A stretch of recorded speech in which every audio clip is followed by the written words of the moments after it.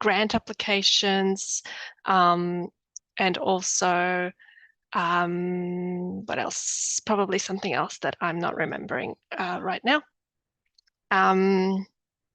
And yeah, so we also, if we give free advice to students, and we also can give some advice to staff, or we can do contracts as well. All right, so when I've written this presentation, oh yeah, I should do this. So why is it bad? If you do either of these things, more the p-hacking, but also the hacking, your conclusion that you come up with are very likely to have been a sample artifact. So we use our sample to inform the population. We want to know what is going on in the population. But if you test lots of things from the sample, you'll eventually find a sample artifact, which is not a population effect. And so very likely the thing that you found is not true for the population. And then the other really important problem with it is that you're presenting it as if it's confirmatory. So confirmatory research has to abide by principles, including the quantitative research method that I just explained. And so if by presenting it as confirmatory when it's exploratory, you're tricking people into thinking this is a much higher level of evidence than it is. And so how to avoid it? It's very straightforward. You need to just follow the method. So you write out your research questions before you do the analysis, even exploratory analysis. And then, so that's the first thing. Then you can do your analyses, and then report everything you did. You just tell, I had this many outcomes, this many predictors. I tested all of these things. These are all my p-values that I got. If you report all that, then a person can make it, like whoever's reading your paper can tell whether you were doing exploratory analysis or confirmatory analysis. So everything's on the table, and then everything is fine. It's really, really good to register your study as well. Even if you don't have it, often people register RCTs, but you can register any study. You can register an analysis plan for every study, and that just makes it, really high quality sort of evidence. Okay, how do you spot it if you're reviewing a paper? It can be really hard because you don't know what you don't know. But some sort of red flags are that the effect might be in an unusual subgroup. It might be counterintuitive. It might be shocking. It's just not, as a researcher in the area, you generally know what things make sense to be a hypothesis, and if it's a hypothesis that they came up with just kind of doesn't make sense as an a priori thing, that's probably that's an indicator. Also, if you have lots of just significant p-values, so kind of like just under 0.05, that's another red flag. Or if it's highly cited but not replicated. We have a seminar about a bit more about p-hacking and hacking as well. Okay, chat. Oh, there were some questions. Good. Okay, for some reason they're really, really big. What would a research question look like for exploratory analyses? It can look like the same thing, but it's just reported as exploratory. So you might be like, I've got this gene expression data, and I want to find, some possible gene that predict survival. And so you can do a whole bunch of exploratory analyses to find some candidate genes, and then later on you explore those candidate genes. So that's what exploratory research looks like. Oh, where do you register it? There is a link here that will tell you about where to register things. Thank you for the questions. Happy to keep answering. Okay. So this is another one that is sort of easily fixed. So when we have more than one p-value, almost every paper that people publish has more than one p-value. Yes, you'll get these slides, Eden. So when you have more than one p-value, there should be a discussion about multiple testing. It's not appropriate to do multiple tests without adjustment unless you discuss why you do that. So the reason for that is that kind of like the other thing, the conclusions are more likely to be a sample artifact than they are claimed. Or another way to think about this is that it underestimates uncertainty. So So and it kind of makes your study into exploratory rather than confirmatory research, which for me, I think is a missed opportunity. So if you have a whole bunch of hypotheses and you test them and then you just report the raw p-values, basically you're doing exploratory research rather than confirmatory. So what to do to avoid it, you want to write out your research questions as before. Essentially, it's one p-value per question. It's not always true. And then you control for multiple testing. But I like to control wisely. And so what I generally recommend to people is you almost always can figure out what your primary research question is, just exactly the primary research question you have. If you have one primary research question and you state that, you do not have to control for multiple testing for that primary question. If you have two primary questions, you control those two, but that's still quite a sensible thing to do.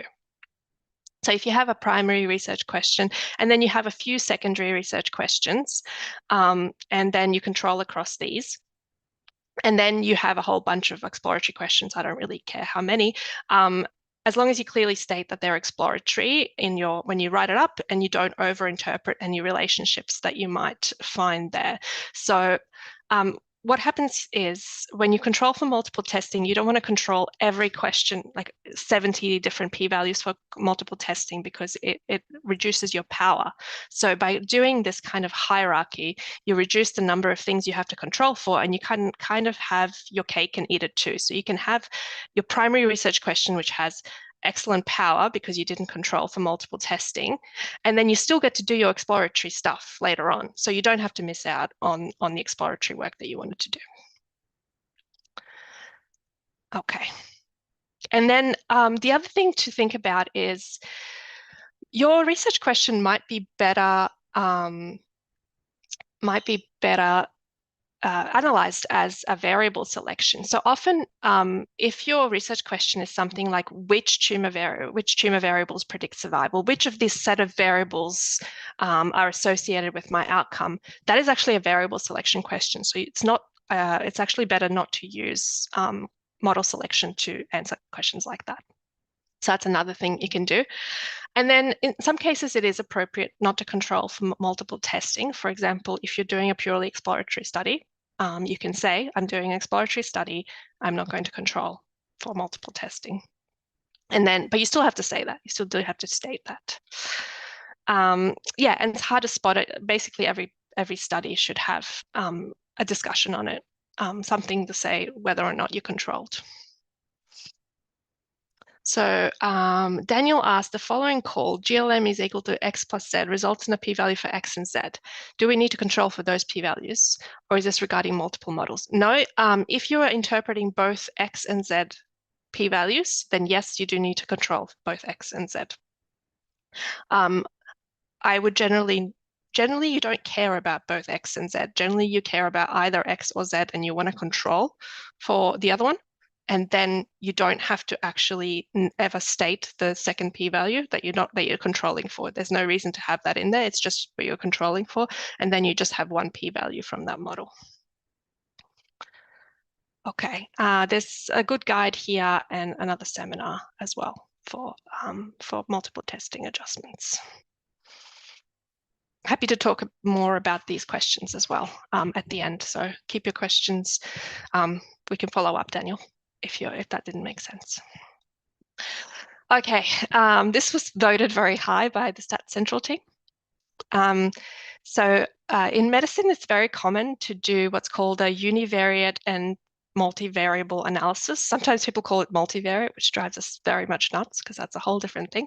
But even if you call it multivariable, it's still not a great idea. So this is really, really common in medicine. You don't see it anywhere else. So if you're not familiar with it, this is what happens. So you have an outcome and 5 or 10 predictors, 15 predictors, some number of predictors.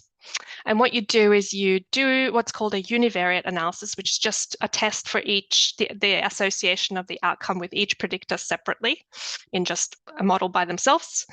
And then out of those, you just take the ones that are significant or that you might use a different cutoff. You might not use 0.05, you might use 0.2, some other cutoff. And then you include only the significant univariate predictors in what's called a multivariable model in this context, which is just the multiple regression. And then you interpret the significant results in the multivariable model. Usually it's interpreted as independent predictors of the outcome.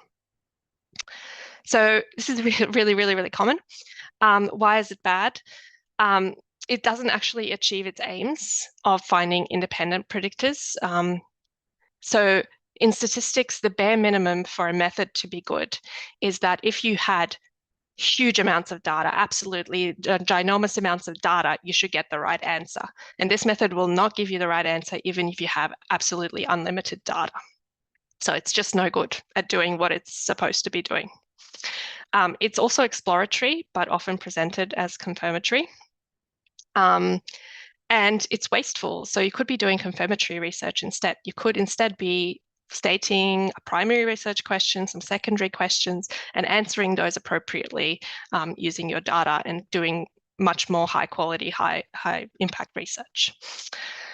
Also, the univariate analyses usually are not answering any meaningful research questions, so presenting them tends to be fairly pointless. You can have a look at this paper. So what should you do instead? Of course, you need to write out your research questions. I'm getting to be a broken record here. I recommend the hierarchy. I like to do that. Again, you might be wanting to do variable selection. So if your question is which predictors are associated with the response, which is usually the case when you're with people who do univariate or multivariable analysis, they want to know which of the predictors are associated with the response. You should be doing variable selection methods like forward or backward selection, lasso, etc., rather than hypothesis testing. These methods are actually shown to give you the right answer. If your question is, does a particular predictor affect the response, you generally should know what to control for a priori. So if you're in medicine, you want to control for age and sex and, you know, whatever other variables have been shown to affect the response. And then you want to test a particular predictor of interest. And then so that would be one multivariable regression, which will give you only one p-value. Only the one that's associated with your predictor of interest is the one that you're reporting. You don't care about the p-values for all the controlled variables. And then after you've done that, you can still do all the exploratory analysis you want as long as you report it as such. Okay, so now we're moving into so those were kind of all a bit related to p-values and a lot of p-values and inappropriate uses of p-values. The other three I'm talking about are going to be related more to how you interpret or report things. So large p-values. So for example, if people often use the 0.05 cutoff, but say we assume that we are happy with a 0.05 cutoff for a p-value. If a p-value is greater than 0.05, that does not mean there's no difference or no effect in the population. People assume because a p-value less than 0.05 indicates that there is an effect and there is a difference, that means if it's greater than 0.05, that has to mean the opposite. But actually, statistics cannot tell you, traditional statistics that you're doing here cannot tell you that there is no difference. It cannot give you evidence of no difference or no effect. So it's very important. This is very, very pervasive. And I mean, I find myself doing it before I edit my papers. So why is this true? Well, if your p-value is greater than 0.5 or large in general, what that means is some combination of your sample size is small, the variability is large, the effect could be small, or you could have no effect. But you can't actually conclude that you have no effect because of all these other things that could be going on and are more than likely going on if you have a large p-value. So I had a question from Shari who said, what if it is 1 p-value? Even if it's 1, doesn't matter. A 1 p-value means nothing. It can be in just very small sample size. So regardless of how large the p-value is, it does not mean there's no difference. So why is it bad? It's just wrong, essentially. It's a misinterpretation of what a p-value means, and it's very likely to mislead a reader if you say there's no difference or no effect. So how do you avoid it? Don't say there's no difference or effect. And another thing people will do is say these groups are similar. I don't think that that's pretty much saying the same thing. So I don't think that that's not appropriate either. What you want to say, it's very boring, but what you want to say is there's no evidence of a difference. You get bored of saying this in a paper, but that's, we're doing scientific papers, and so you do sometimes have to be boring in order to be accurate.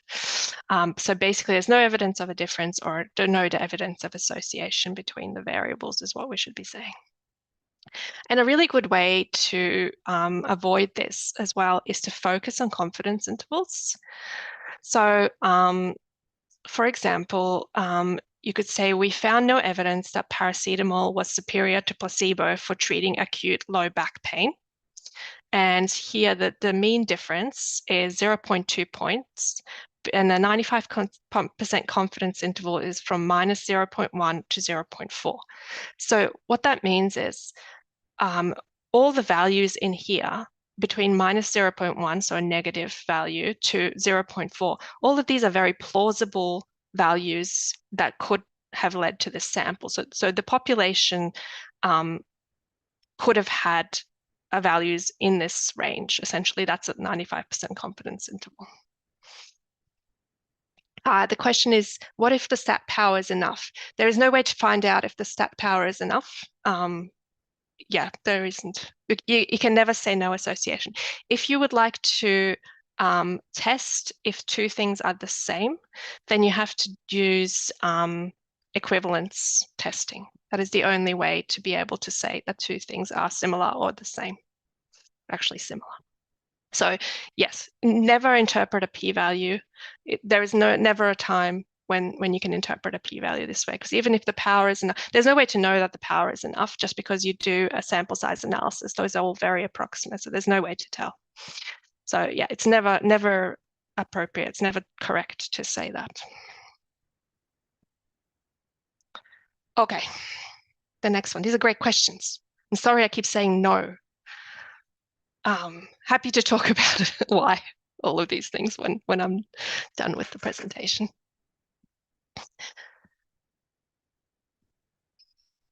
Peter says, isn't it problematic to say no evidence if the null value falls just inside the confidence interval and evidence if it falls just outside? I totally agree that anything binary is a bad idea. But I think, yeah, absolutely binary is a bad idea. So what you should be doing is really reporting everything. So you should be reporting the p-values to like exact p-values. You shouldn't be saying p is less than 0.05 or p is greater than 0.05, but reporting the exact p-values and the confidence intervals. Because if you have the p-values and the confidence intervals there, then you can make an assessment of what the level of evidence is. Yes, using a cutoff for no evidence versus evidence is another problem, but it's a lesser problem than this particular one, in my opinion. Well, it's in there. It's definitely a problem. It could have been another slide in here. Okay. Or this is a good one. So people love to put p-values in their papers, and this goes back to like historical things. It used to be just easier to calculate p-values, but harder to calculate other things about the model. But now it's so easy to do. But unfortunately, we've stuck with p-values, but they're the least interesting output of statistics. Like all they do is point out, some potential associations or something. What you really want to focus on is the estimates. So either the differences between groups, the odds ratio, the risk ratio, the relative what is it called? Rate. These things are what's actually interesting. And you'd want to do that with confidence intervals because they tell you how much uncertainty there is in the estimate. So why is it bad to just do p-values? Because saying something is statistically significant, it doesn't tell you anything about its clinical importance or its practical importance or biological importance.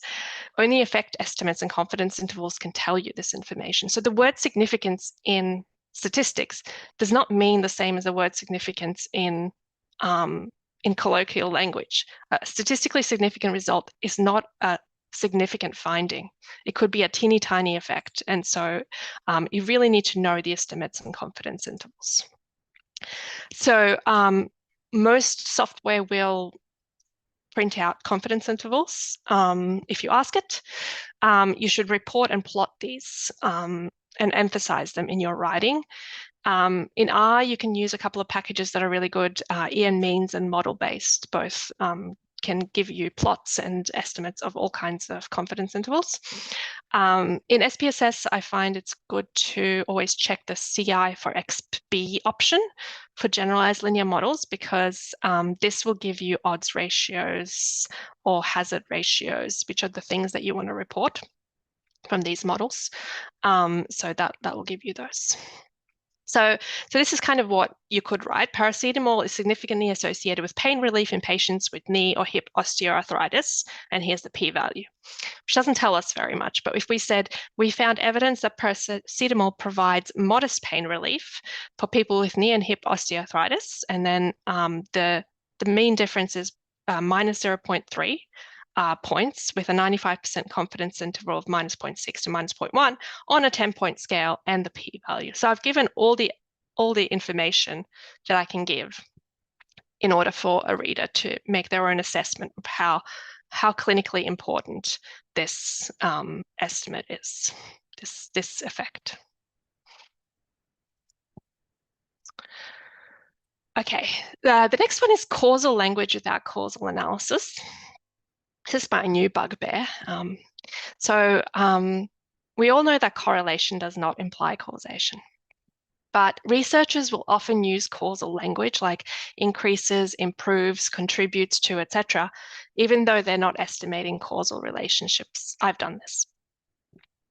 It's because it's more interesting. It feels more right to do this, but it is incorrect if you're not estimating causal relationships. So the only ways to estimate a causal relationships are from either randomized experiments like RCTs. You can do this with minimal assumptions, or there are ways to estimate causal relationships from observational data using causal methods. These have strong assumptions, but they can sometimes be checked. But this is quite difficult to do. So if you have observational data and you're just doing a regular regression, you are not doing causal analysis. There needs to be quite a lot more that you need to do causal. I think it's really misleading because a lot of this medical research gets into the media and gets into, government things. And if it says increases rather than these two are different, but this increases that, it actually does make a difference in the person reading it and how seriously a person takes the relationship.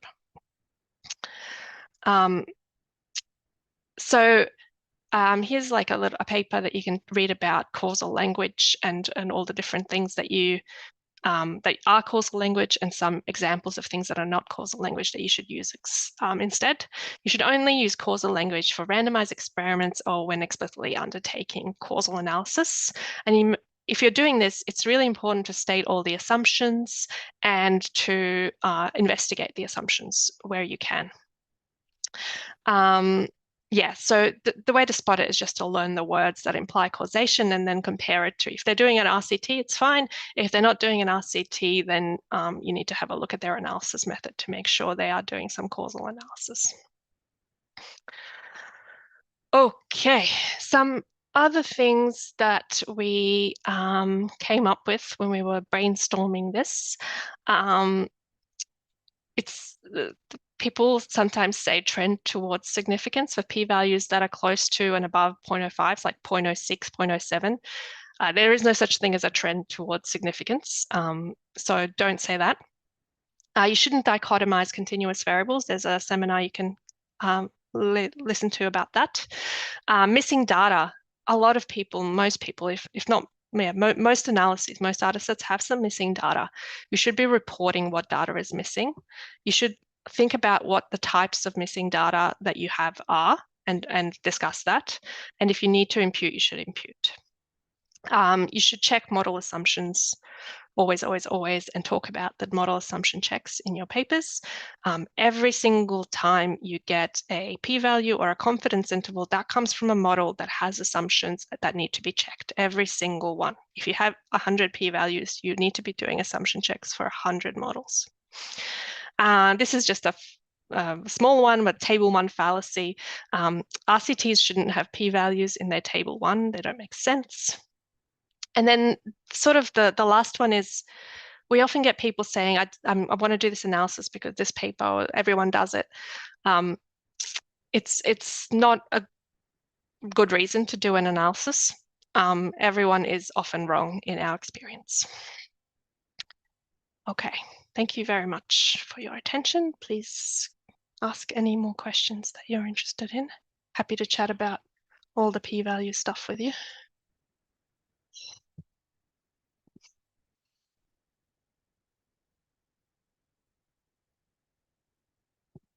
Should I stop sharing? I don't know how. Okay. Oh, here it is.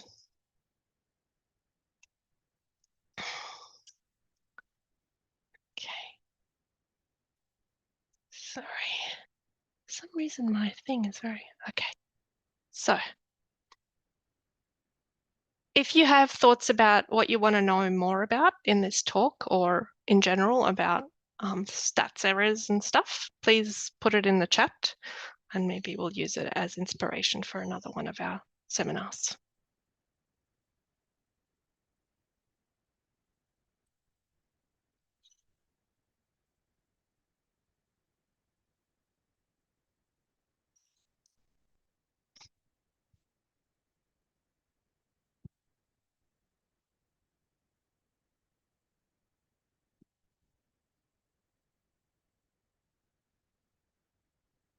What happens when categorical values being converted into dummy values for t-tests and similar?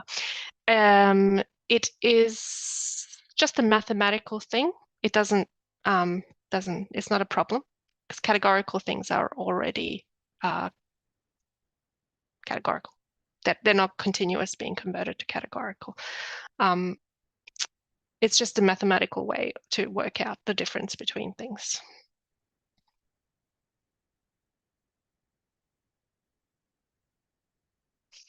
April would find it interesting to have some real life examples of publications where they've done the things you mentioned and how the right way to go about it would be. Some of the links I have in here will give you definitely some examples of those things. You can also come and have a chat to us if you're not sure. We can have a consult. If you run the t-test between two groups and the means are basically the same, but you get a very low p-value because the sample size is so large, is there a way to adjust the p-value in this case, or do you just interpret it as not biologically relevant? Yes, I think you're correct. There is no way to adjust it. The p-value is correct. It's still giving what a p-value should give you. Basically, it's saying that the test is telling you that there is a difference, but probably the difference is quite small and not biologically relevant. So I would say exactly what you've said in your question, Sophie. Ulysses, there will be a recording up on our Stat Central website, and the slides should be there. Please, any response to Kim's question? Kim's question. Oh, regarding dichotomizing continuous data. Is that the one?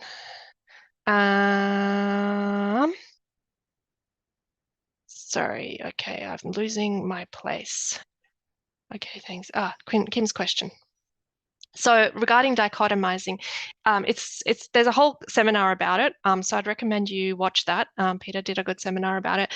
But basically, if you have a continuous variable, by dichotomizing it, you are arbitrarily drawing a line where, you know, something just above the line is in one category and something just below the line is in another category. So that's not generally a good thing because things can vary, like there is measurement error and things could jump between categories very easily. The other thing is you are taking away power. So it's much more power to have a continuous variable than to have a binary variable created from a continuous variable. So, and there's probably other things in that seminar that I'm not thinking about now. Eden says, if we should avoid vocab like increase and improves if we are doing causal analysis. So if you're doing causal analysis, you can use increase and improves. So those are fine if you're doing causal analysis. But to do causal analysis, you have to either have randomized your treatments, or you have to use one of these causal methods, which are fairly difficult to do. There's quite a lot involved. So if you're just using non-causal analyses, like just a regression, controlling for a couple of things, then the better terms are in here. So I can show you real quick what that looks like. Let me just read some terms. For example, associated, related, correlated, predicts, higher, lower, linked to, varies with. So those are just some terms that you can use instead of increases and improves, etc. Okay, so suggestion for next seminars, method used for variable selection. I think Eve's putting, maybe Eve will write these down. I'm sure we've done one, but maybe not recently. Nancy has a paper on dichotomization. Can you explain the table one fallacy? Okay, so if you randomize into two groups, people, then in the population, there can be no difference between, for example, average age. So it's not possible because you're randomizing to have a difference between age on average in the two groups. And so testing whether there is a difference between ages is just nonsensical. And that goes for all the variables. So randomizing, it takes away the differences between in the population. So every time you find a significant result, that will be a sample sort of just a sample thing, not a population thing. Okay, Wilfred, thanks. But once you're using a standardized tool and that's how they've categorized it, is it okay to do? Yeah, so there are sometimes reasons to categorize things into, because then it becomes more comparable to other studies that have been done. But it still has limitations. Like it's still not a great thing, but yeah, if you want to be able to compare it to other studies and people to interpret it, then that can be a reason to categorize it. So it's not an absolute, you shouldn't do it. If you don't dichotomize, you have to test for linearity. Yes, you have to check for linearity if you don't dichotomize. You should be checking for variance even if you do dichotomize. I've seen association with significant phi values, but according to the 95 confidence interval, they are not. What's more important?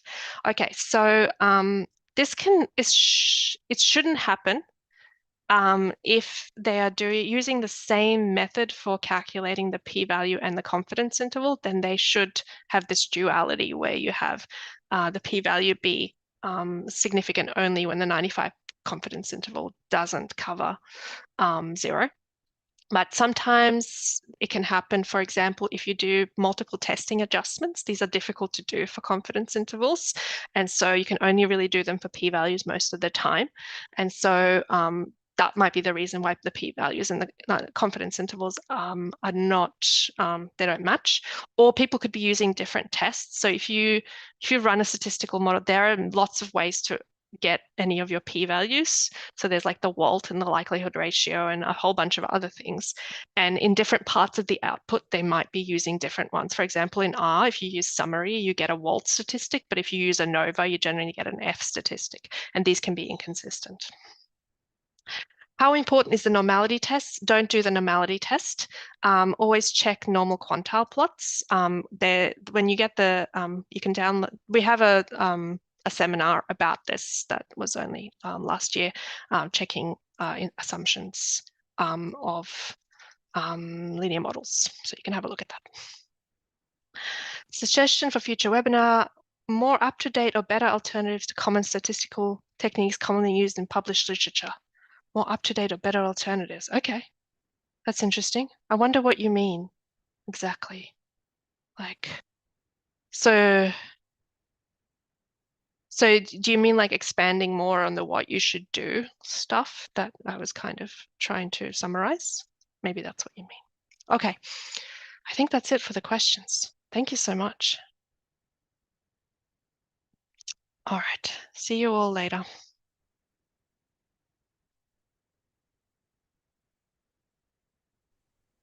Thank you.